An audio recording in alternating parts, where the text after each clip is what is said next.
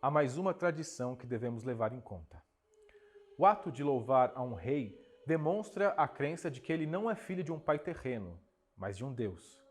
Por exemplo, a mãe dele foi ao templo de Apolo e daí Apolo se aproximou dela na forma de uma serpente ou qualquer coisa do tipo.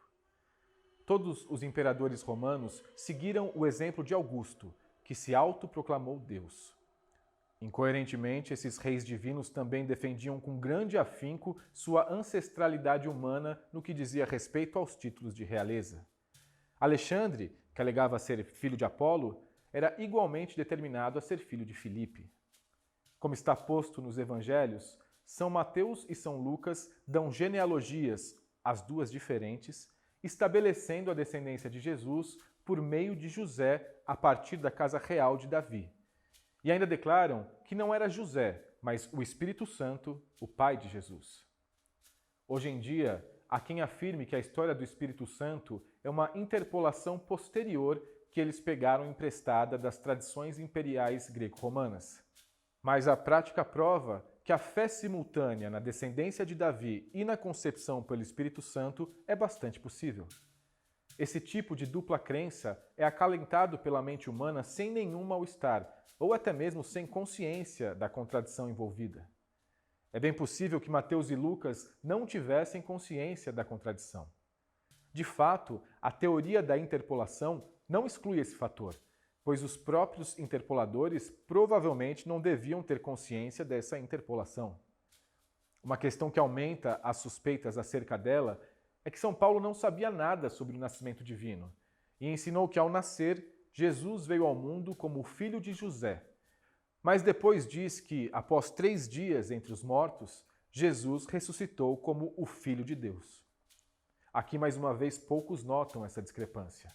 As 3 visões são aceitas simultaneamente sem nenhum desconforto intelectual.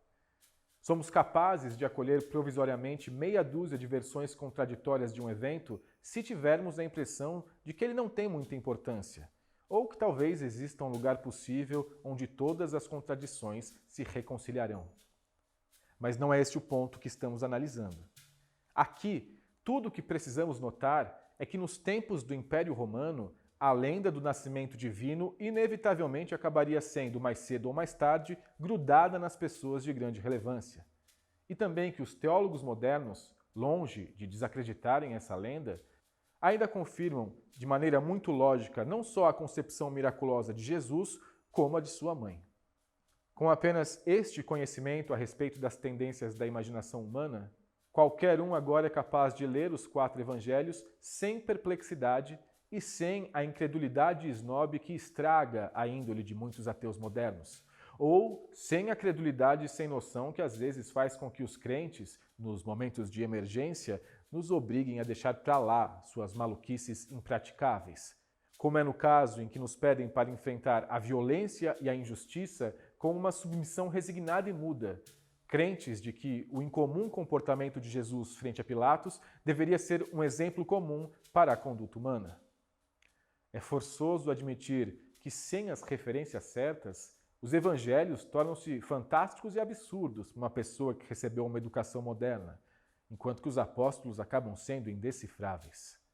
No entanto, com as referências certas, somos capazes de navegá-los com facilidade.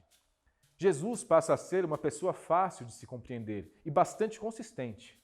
Suas razões para ir como um cordeiro para o matadouro tornam-se extremamente claras. A narrativa, então, passa a ser tão verossímil quanto qualquer outra narrativa histórica daquele período.